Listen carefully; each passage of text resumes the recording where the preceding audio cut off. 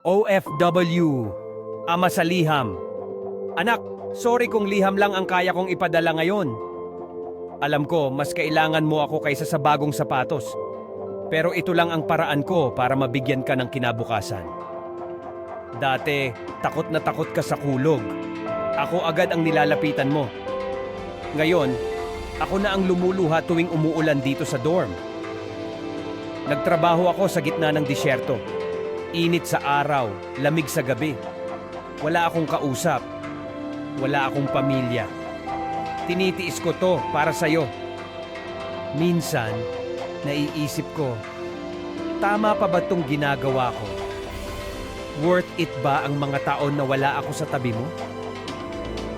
Nang minsang tumawag ka, tinanong mo, Papa, kailan ka uuwi? Hindi ko alam ang sagot. Kasi tuwing nagpapahinga na ako, panibagong overtime na naman ang kailangan.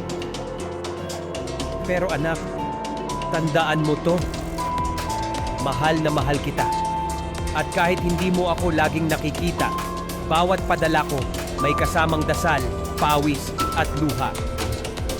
Isang araw makakauwi rin si Papa. Hindi na bilang OFW, kundi bilang ama mong buo at handang bumawi.